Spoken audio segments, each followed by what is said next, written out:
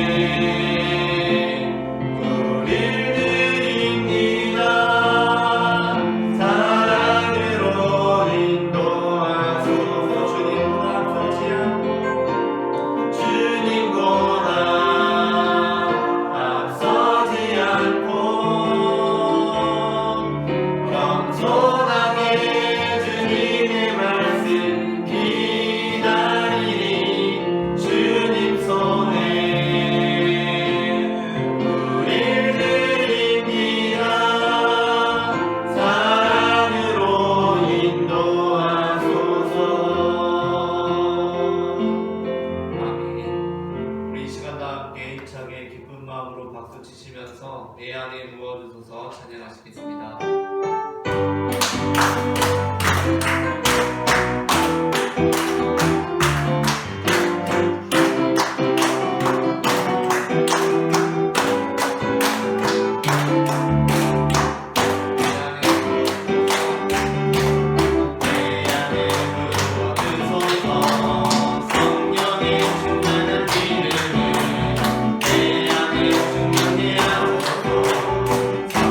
Yeah.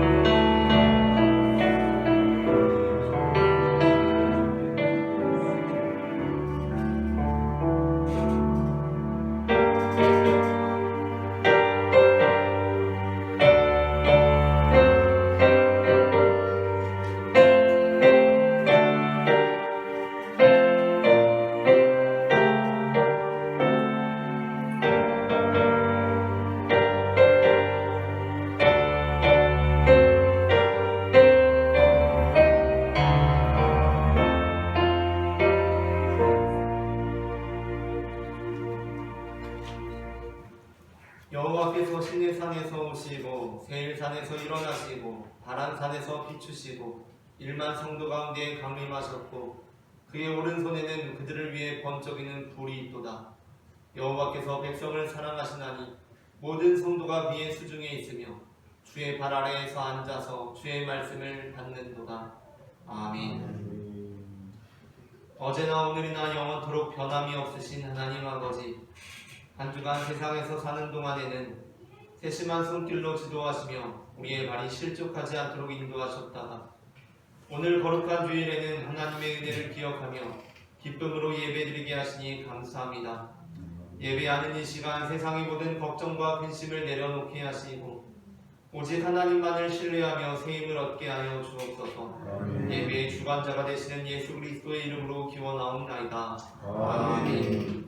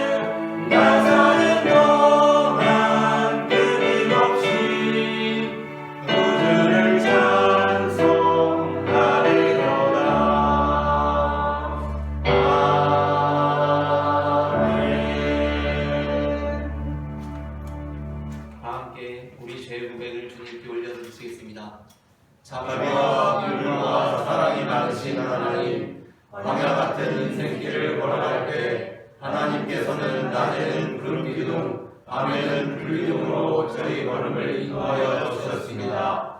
그러나 저희는 그 그늘에 거하면서도 그것이 당연한 권리인 양 감사할 줄 몰랐고, 하나님께서 주신 은혜에 감사하기보다는 부족함으로 인해 원망했습니다. 감사를 믿고 살아가는 저희를 용서해 주옵소서. 예수님의 이름으로 이 고백의 기도를 드립니다. 아멘. 이 시간 우리의 죄를 사하시는 주님의 용서의 말씀을 받으시겠습니다. 그러므로 이제 그리스도 예수 안에 있는 자에게는 결코 정죄함이 없나니, 이는 그리스도 예수 안에 있는 생명의 성령의 법이 죄와 사망의 법에서 너를 해방하였습니다. 아멘. 다 함께 교동문 53번 시편 121편을 교독하시겠습니다.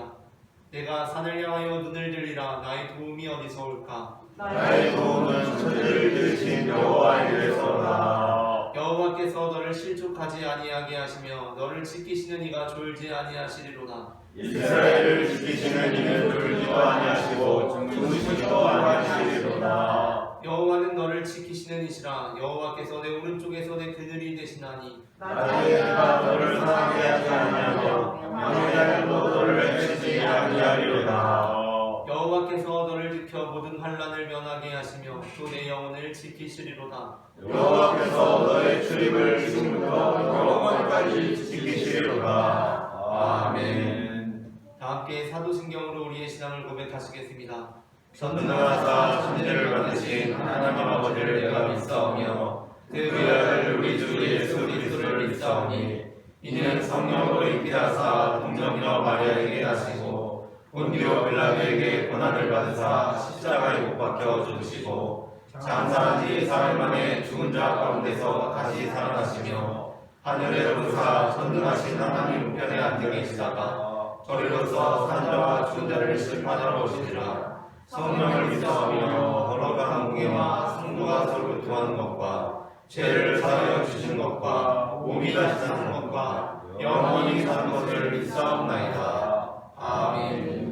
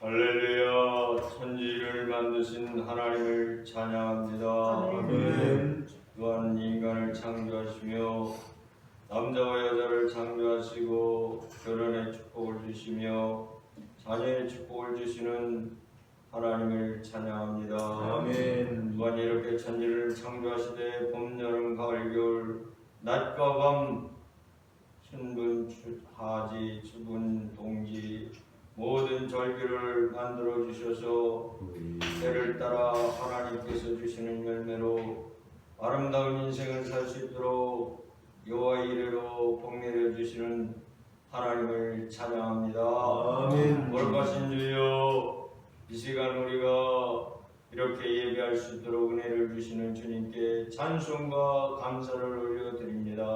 아멘. 나라의 아버지 하나님, 75년 전에 아버지 6.25 전쟁을 통하여 하나님께서 섭리하신 가운데 그때는 수많은 고통과 눈물과 어려움이 있었으나 이제 와서 생각할 때 하나님의 섭리로 우리를 이렇게 잘 살게 하시려고 하나님 그 많은 고통과 연단이 있었습니다.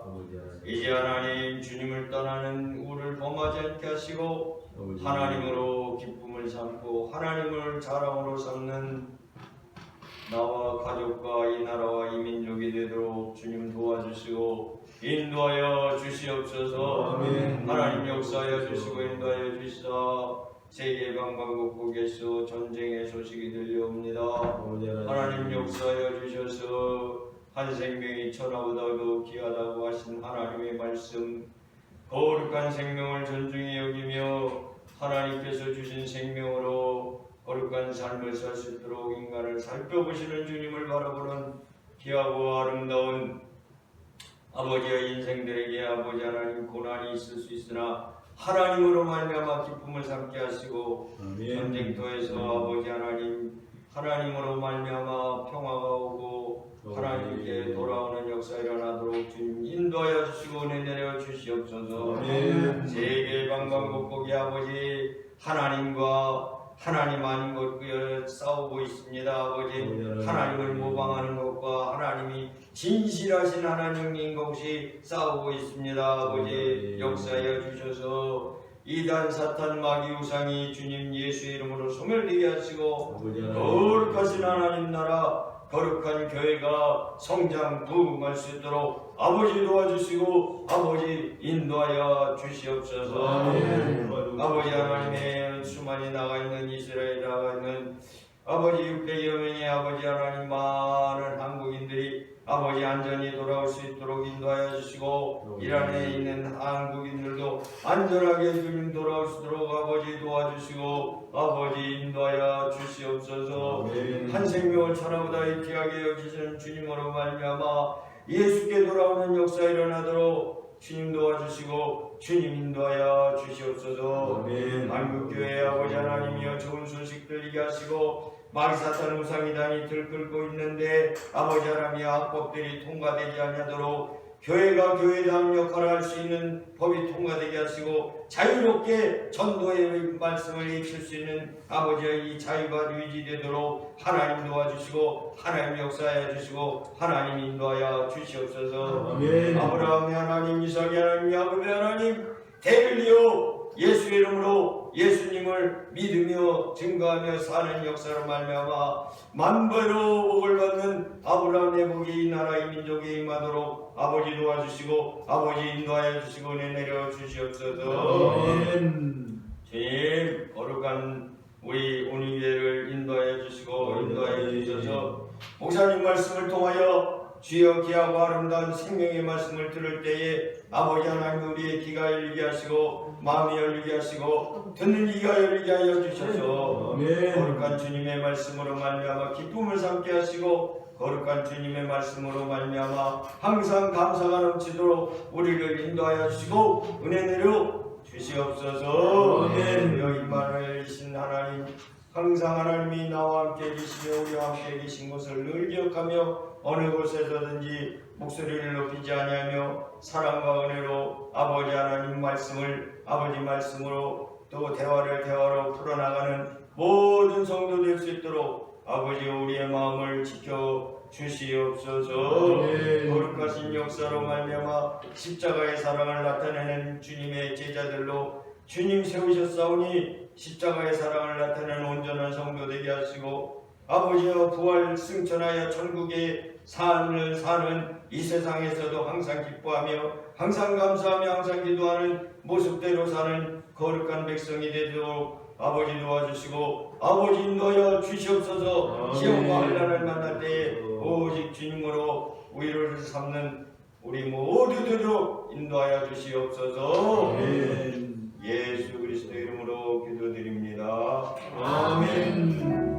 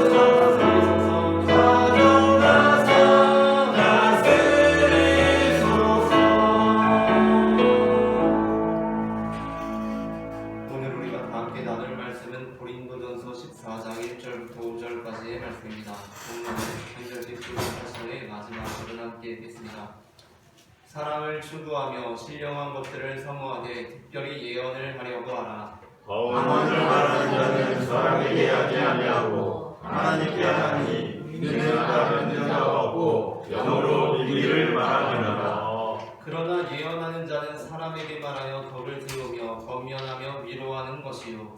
방언을 말하는 자는 자기의 덕을 세우고 예언하는 자는 교회의 덕을 세우나니.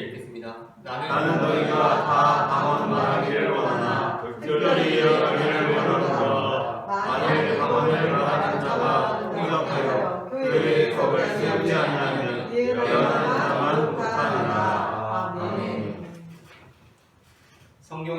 가지 종류의 방언 은사가 나옵니다. 그중 하나는 외국어 방언입니다. 외국어 방언은 성령의 은사를 받아 말하는 사람이 한 번도 배운 적이 없는 외국어로 말하게 되는 것이고, 또 단순히 외국어로 말하는 것을 넘어서 듣는 청자들이 그 한 사람이 하는 말을 각각 동시에 자신들의 모국어로 알아들을 수 있는 방언입니다. 물론 어떤 이들은 이러한 은사를 터무니없다고 여길지도 모르겠습니다. 그러나 우리가 하나님을 믿게 될 때 우리의 상상을 초월하는 일들이 일어납니다. 이러한 일들은, 이러한 외국어 방언은 사도행전 2장에 기록되어 있습니다. 그리고 또 다른 방언의 종류는 우리가 알 수 없는 소리로 기도하거나 말을 하게 되는 방언입니다. 고린도전서 14장에서 바울이 말씀하는 방언은 외국어 방언이 아니라 알 수 없는 소리로 기도하거나 말을 하는 방언입니다. 그런데 바울은 이러한 알 수 없는 소리로 기도하거나 말을 하는 방언보다 예언의 은사를 더 사모하라고 합니다. 성경에는 예언의 은사도 두 가지 종류로 나옵니다. 그중 하나는 장래의 일을 전하게 되는 예언입니다. 이때 예언의 예자는 한자로 미리 예자로 쓰입니다. 하지만 성경에는 장래의 일을 전하게 되는 예언 말고 또 다른 종류의 예언도 있습니다. 그것은 맡겨진 말씀을 전하는 예언입니다. 이때 예언의 예자는 한자로 맡길 예자를 씁니다. 사무엘하 24장에서 선지자 갓은 하나님의 영광이 아니라 자신의 공적을 나타내기 위해 인구조사를 한 다윗에게 이렇게 예언합니다. 11절부터 13절 말씀을 한 절씩 교독하시고 마지막 절 같이 읽겠습니다. 다윗이 아침에 일어날 때에 여호와의 말씀이 다윗의 선견자 된 선지자 갓에게 임하여 이르시되, 가서 다윗에게 말하기를 여호와께서 이와 같이 말씀하시기를 내가 내게 세 가지를 보이노니 너희가 그 중에서 하나를 택하라. 내가 그것을 내게 하라 하셨다 하시니. 함께 있습니다. 다시 다윗에게 이르러 아뢰어 이르되, 왕의 땅에 7년 기근이 있을 것이니까 혹은 왕이 원수에게 쫓겨 석 달 동안 그들 앞에서 도망하실 것이니까 혹은 왕의 땅에 사흘 동안 전염병이 있을 것이니까 왕은 생각하여 보고 나를 보내신 이에게 무엇을 대답하게 하소서 하는지라. 아멘. 선지자 갓은 하나님으로부터 맡은 말씀을 전하지만 그것은 단순히 맡겨진 말씀이 아니라 장래의 일과 관련되어 있습니다.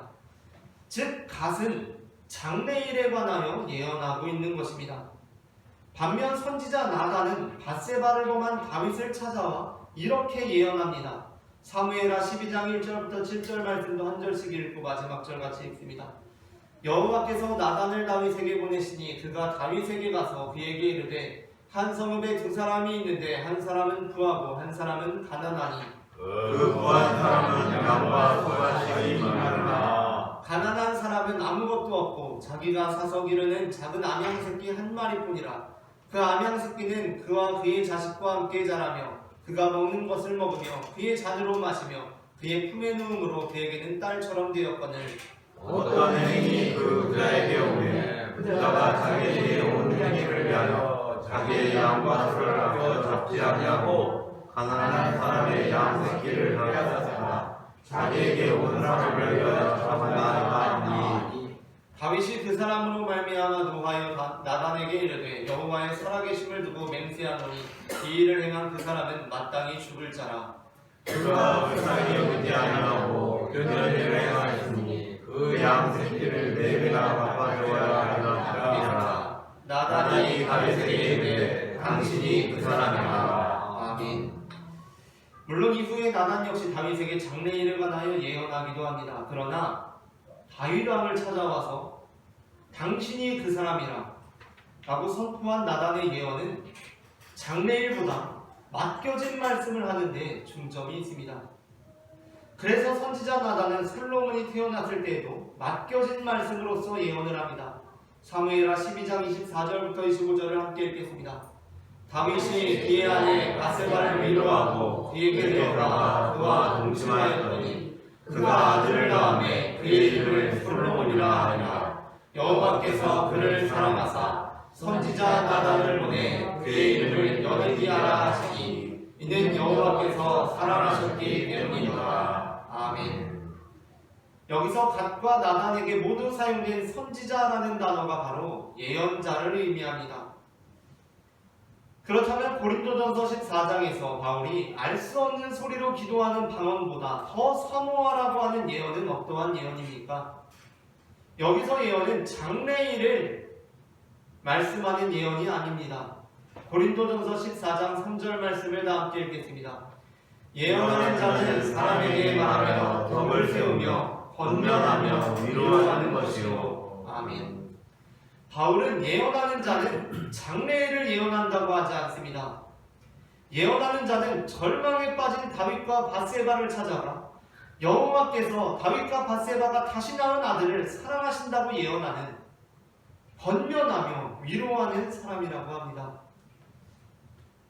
하지만 그렇게 바울이 알 수 없는 소리로 기도하고 말하는 방언보다 예언을 더 사모하라고 했다고 해서 우리가 모든 상황을 초월하여 예언의 은사는 방언의 은사보다 무조건적으로 더 나은 은사라고 생각해서는 안 됩니다.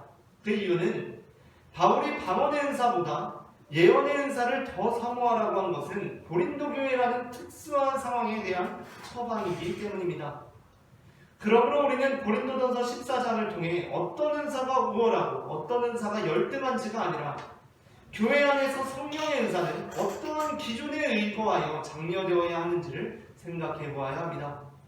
오늘 우리는 신령한 것들을 사모하되라는 제목의 설교를 나눕니다. 제목을 제가 먼저 읽으면 따라 읽으시면서 두 번 읽어보겠습니다. 신령한 것들을 사모하되, 신령한 것들을 사모하되, 신령한 것들을 사모하되, 신령한 것들을 사모하되. 전해지는 말씀을 통하여서 우리가 교회 안에서 신령한 것들을 사모할 때 어떠한 기준에 의거하여 신령한 것들이 장려되어야 하는지를 알게 되고, 주님께서 부여하신 기준 안에서 신령한 것들을 사모함으로 하나님께 영광이 되는 성도가 되기를 바랍니다. 아멘. 그렇다면 교회 안에서 성령의 은사는 어떠한 기준에 의거하여 장려되어야 합니까? 먼저 첫째 함께 읽겠습니다. 첫째, 성령의 은사는 사람의 뜻 안에서 사용될 수 있도록 장려되어야 합니다. 고린도전서 14장 1절 말씀을 함께 읽겠습니다. 사랑을 추구하며 신령한 것들을 사모하되 특별히 예언을 하려고 하라. 아멘. 사도 바울은 고린도 교회 성도들에게 특별히 예언을 하려고 하라고 말씀하면서도 그보다 앞서 신령한 은사에 대한 사모는 사랑을 추구하는 길 위에서 이루어져야 한다고 말씀합니다. 즉 신령한 것을 사모하더라도 어디까지나 사랑 안에서 신령한 것을 추구해야 한다는 것입니다. 우리가 그냥 편안한 등산이 아니라, 평범한 등산이 아니라 조금이라도 난이도 있는 등산을 하게 될 때 반드시 유념해야 하는 것은 웬만한 등산 전문가가 아니라 반드시 정해진 등산로로만 등산을 해야 한다는 것입니다. 등산을 하다 보면 가끔 등산로로부터 벗어난 곳에 저쪽에 보니까 우람한 나무가 있을 수도 있고, 또 등산을 하다 보면 저기 멀리에 거대한 바위가 있어서 그 앞에까지 가거나 그 위에 올라가서 사진을 찍어보고 싶기도 합니다. 그리고 때로는 어떤 분들은 등산을 하다가 등산로 곁에 있는 나무를 발견하고 그 나무를 캐면서 엉덩이를 옮기다 보니까 어느새 등산로로부터 많이 벗어나게 되는 경우도 있습니다. 많은 전문가들은 동네 뒷산을 오를 때에야 그러한 것이 큰 문제가 없을지라도 난이도 있는 등산에서는 이러한 행동을 하는 것은 매우 위험한 행동이라고 지적합니다. 왜냐하면 등산로를 벗어나서 깊은 숲속으로 들어가게 되었을 때, 들어갈 때는 내가 삼고 있는 목표물만 보고 또는 내 눈앞에 있는 그 나물 캐는 데에만 집중해서 깊은 곳으로 들어오게 되었지만, 정작 뒤로 돌아서 딱 나가려고 할 때는 한순간 방향 감각을 잃으면 나가는 길을 도무지 찾지 못하는 경우가 생기기 때문입니다. 그러므로 등산로를 걸어가다가 저쪽에 엄청난 나무가 있고 저쪽에 엄청난 바위가 있고 아무리 좋은 나물이 있다고 하더라도 등산로를 벗어나는 것은 엄청난 나무에 이르는 것이 아니라, 엄청난 바위에 이르는 길이 아니라, 맛 좋은 나무를 얻게 되는 길이 아니라 스스로를 파멸로 몰아넣는 길이 되는 것입니다. 그러므로 내가 가려는 등산로가 조금 안 좋아 보이고 조금 비탈져 보이고 마치 죽음의 골짜기처럼 보일지라도 내 눈에 등산로를 벗어난 길이 더 좋아 보일지라도 우리는 정해진 등산로를 따라 걸어갈 때 진정한 생명을 진정한 정상으로 오를 수가 있는 것입니다. 사랑의 길을 벗어나 성령의 은사를 사모하는 것 역시 마찬가지입니다. 농사를 지을 때 물보다 더 귀한 것은 없습니다. 그래서 예로부터 농부들은 강이나 개천에 물이 넉넉히 흘러가는 모습을 보며 참으로 든든한 마음을 가졌습니다. 하지만 그러한 든든함이 일순간 불안함과 공포로 뒤바뀌게 되는 순간이 있습니다. 그것은 물이 불어나서 강둑에 넘실거리고 있을 때입니다. 그것을 바라보고 있는 농부들은 노심초사합니다. 왜냐하면 그 물이 강둑을 넘쳐 흐르게 되면 그 물은 모든 삶을 숨도리째 망가뜨려버리기 때문입니다. 성령의 은사 역시 마찬가지입니다. 성령의 은사는 인간과 인류에게 반드시 필요한 물처럼 그 자체로 너무나 좋은 것입니다. 하지만 믿음의 사람들은 그러한 좋은 성령의 은사라고 할지라도 그 성령의 은사가 사랑이라는 강둑을 넘칠 듯 말 듯 아슬아슬하게 찰랑거리는 모습을 보게 되면 매우 불안해합니다. 왜냐하면 그 아무리 좋은 성령의 은사라고 할지라도 사랑의 둑을 넘쳐 흐르게 되면 모든 것을 망가뜨려버리기 때문입니다.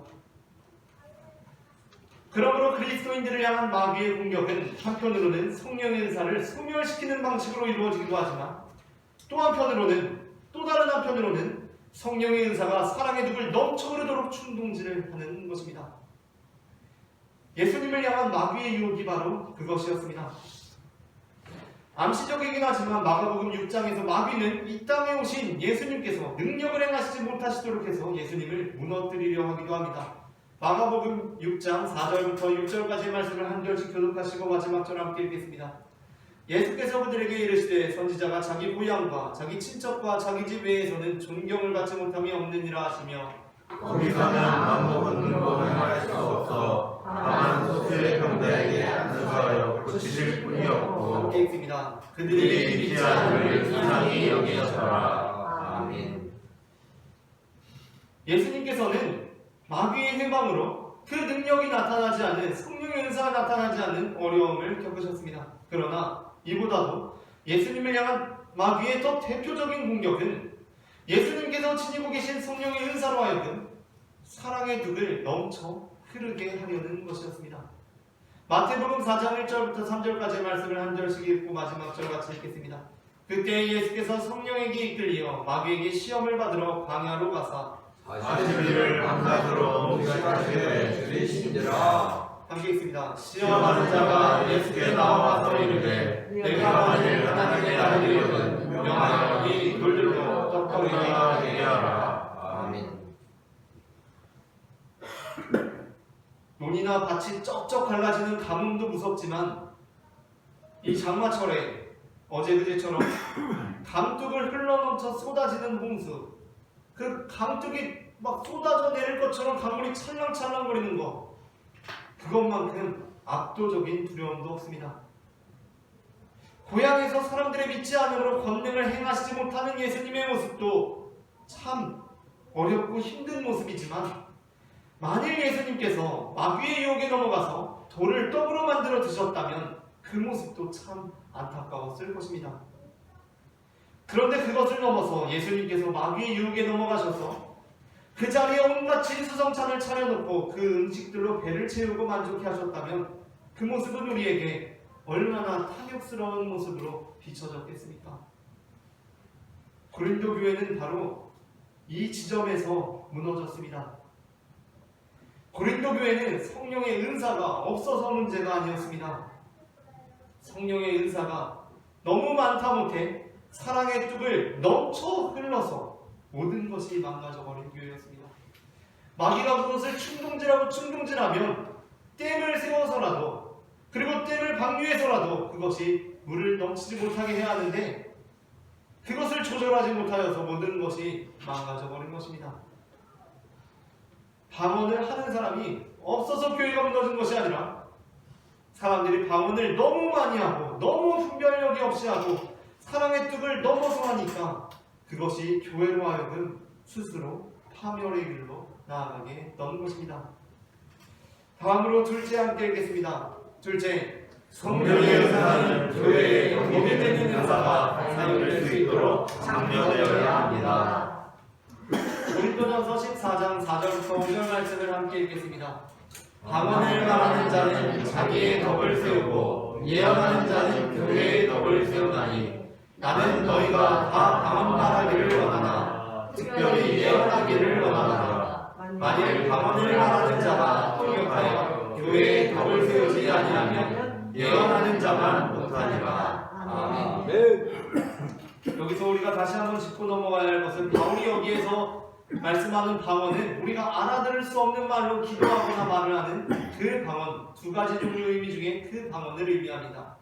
그리고 또 하나의 예언은 장래일을 말하는 당신에게 무슨 일이 있을 것입니다 라고 말하는 그러한 종류의 예언이 아니라 상대방에게, 형제자매들에게 덕을 끼치고 권면하고 위로하는 말씀을 전하는 예언입니다. 그러므로 바울이 여기에서 말씀하고 있는 것은 너희가 방언 말하기를 원하나 특별히 예언하기를 원한다고 하는 것은 알 수 없는 소리로 기도하고 말하는 그 방언을 말하는 것보다도 너희가 다른 사람을 권면하고 위로하는 사람들이 되기를 원한다라는 말씀입니다. 사도 바울이 장려하는 교회의 은사 사용의 대원칙이 있습니다. 그것은 교회의 덕이 되어야 한다는 것입니다. 바울이 고린도 교회에게 방언의 은사보다 예언의 은사를 권한 이유는 단순했습니다. 그것은 고린도 교회의 방언이 교회에 전혀 덕이 되지 못하고 있었던 것이었습니다. 물론 그렇다고 해서 우리가 방언은 절대적으로 모든 상황 속에서 교회에 전혀 덕이 되지 못하고 자기의 덕만 세운다고 생각할 필요는 없습니다. 바울은 방언도 교회에 덕이 되는 방식을 제안합니다. 그러므로 우리는 이 본문을 통해 상황에 따라서는 오히려 방언의 은사가 교회에 덕이 되고 반대로 예언의 은사가 교회에 전혀 덕이 안 되는 경우들도 있을 수 있음을 유념해야 합니다. 그러니까 중요한 것은 방언이냐 예언이냐가 아니라 중요한 것은 무엇이 교회에 덕이 되느냐입니다. 적어도 성령의 은사를 교회에서 사용하고자 한다면 그것을 통해 자신의 덕을 세우는 데 중점을 두어서는 안 됩니다. 자신의 배를 위해 떡을 만들지 않으셨던 예수님께서는 요한복음 6장에서 굶주림에 시달리는 무리들을 위해서 떡을 만드십니다. 우리도 예수님처럼 은사를 사용해야 합니다. 그런데 그로 인해 우리가 예수님을 붙들어 자신들의 임금으로 삼으려고 합니다. 예수님께서 자신을 위해서는 돌을 떡으로 만들지 않으셨는데 요한복음 6장에서 예수님께서 오병이어의 이적을 행하십니다. 그러니까 예수님께서는 자기의 덕을 위해서는 돌을 떡으로 변화시키지 않으셨지만 배고파하고 굶주리는 무리들을 위해서는 떡을 만들어내신 것입니다. 그런데 그로 인해서 그 수많은 무리들이 예수님을 붙들어 자신들의 임금으로 삼으려고 합니다. 그러자 그때 예수님께서 어떻게 하십니까? 오병이어의 이적 그리고 그 수많은 무리들이 예수님을 붙들어서 자신들의 임금으로 삼으려고 할 때 예수님께서 이렇게 하십니다. 15절 말씀을 함께 읽겠습니다. 그러므로 예수께서 그들이 와서 자기를 억지로 들어 임금으로 삼으려는 줄 아시고 다시 혼자 산으로 떠나가시니라. 아멘.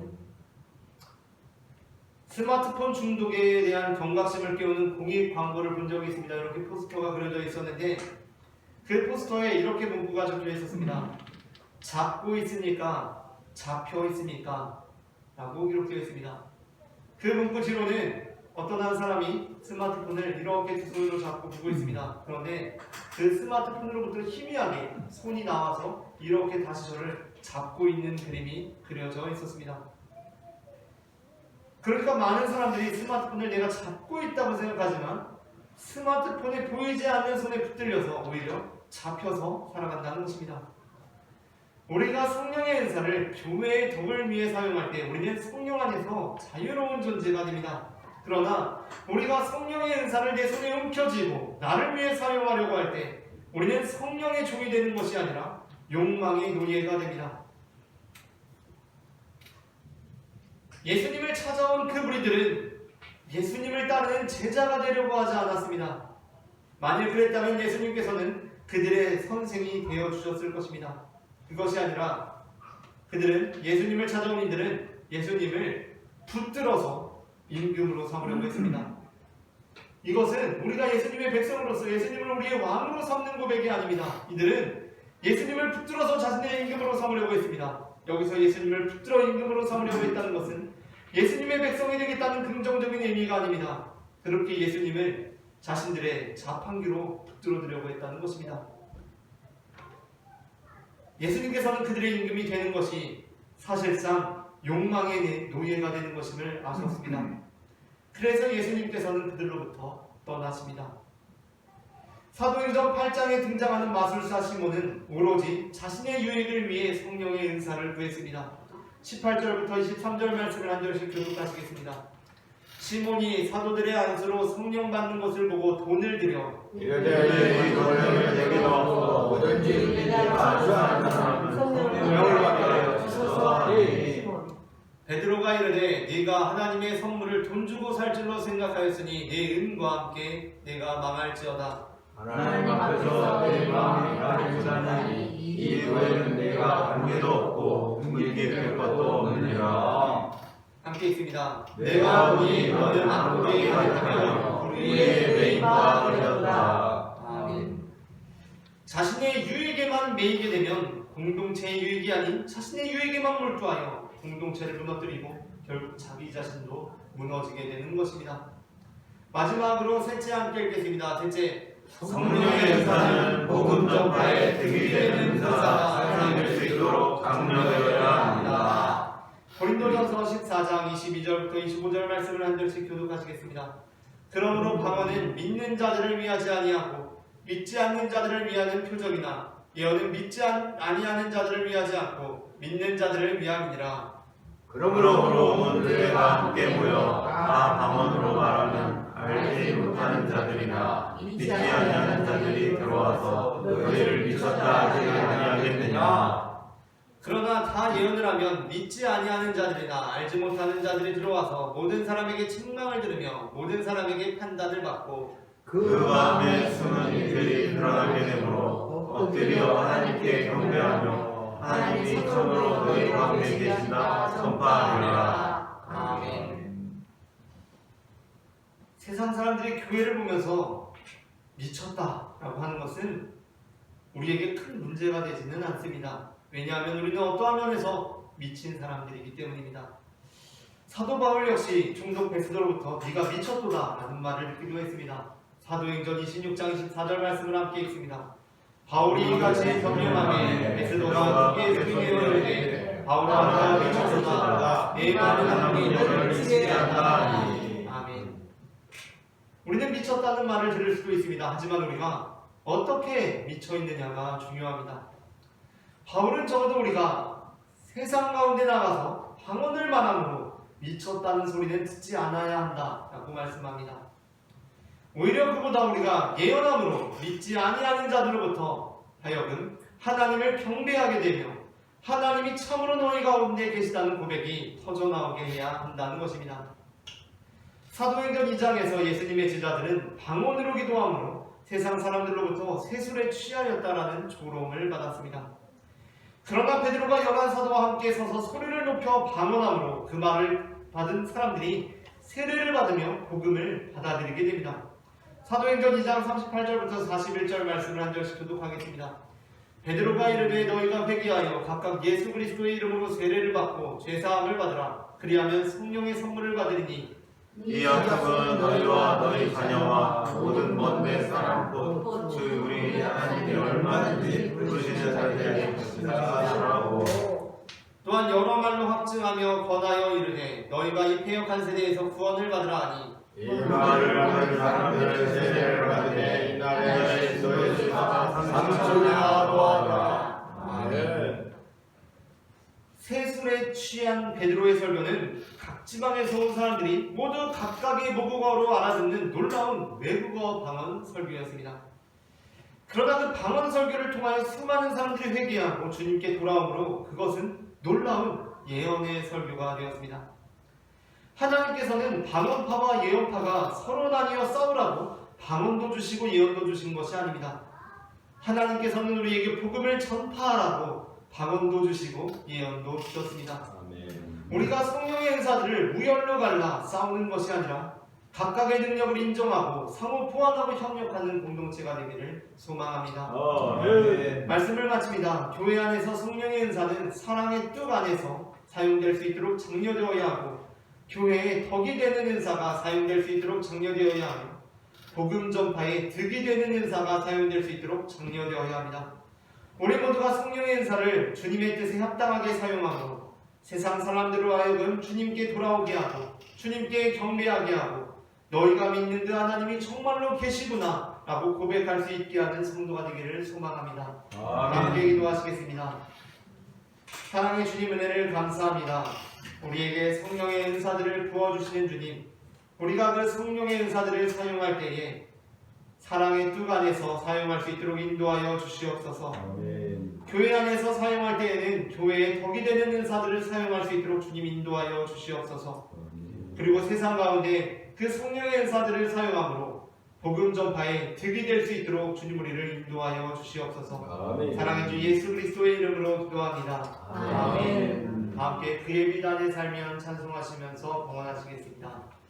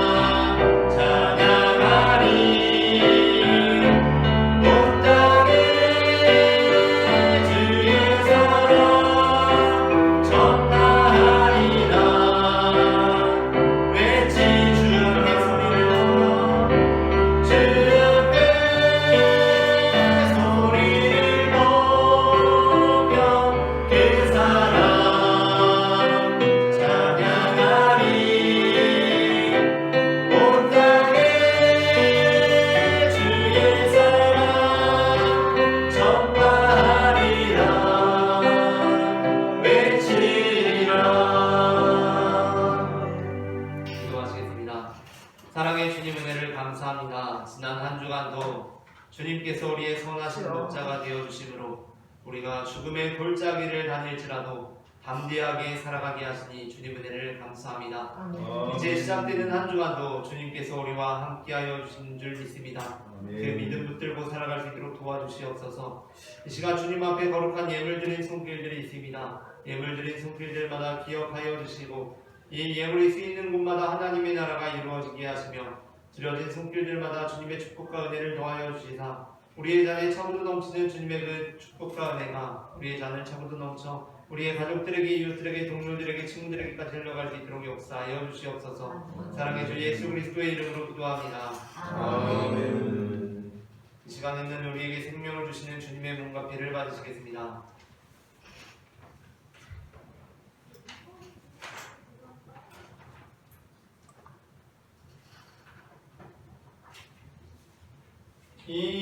이것은 주님의 몸, 이것은 주님의 피, 이것을 먹고 마셔 주님의 생명 얻네. 이 떡을 받습니다. 이 잔을 받습니다. 주님을 사랑해요. 십자가 기억하리.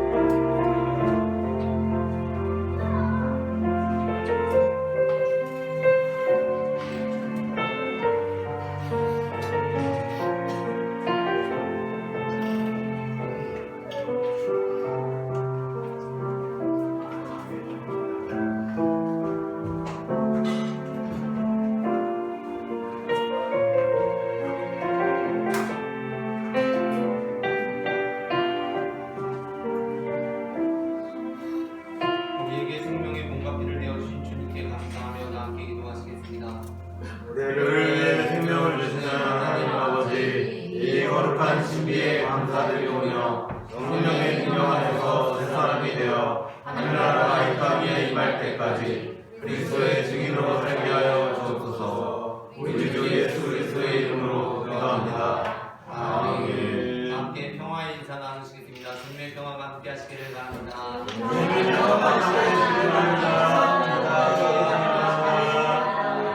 다 함께 일어나셔서 찬송가 620장 여기에 무인으로 1절 찬송하시겠습니다.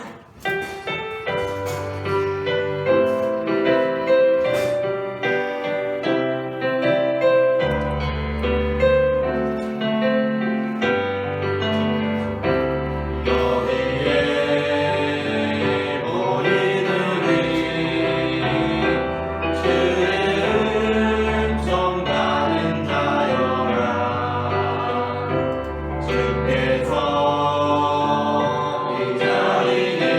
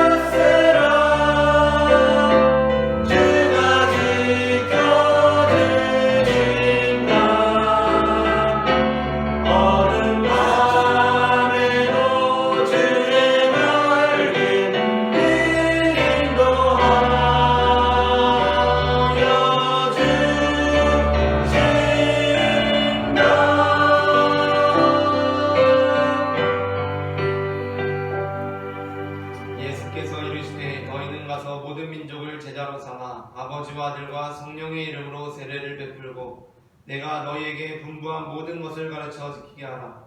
볼지어다 내가 세상 끝날까지 너희와 항상 함께 있으리라. 아멘. 이제는 우리 주 예수 그리스도의 은혜와 하나님 아버지의 사랑과 성령님의 인도하심이 사랑을 추구하며 신령한 것들을 사모하기를 소망하는 모든 성도들의 삶 가운데 지금부터 영원토록 함께 하시기를 간절히 축원하옵나이다. 아멘.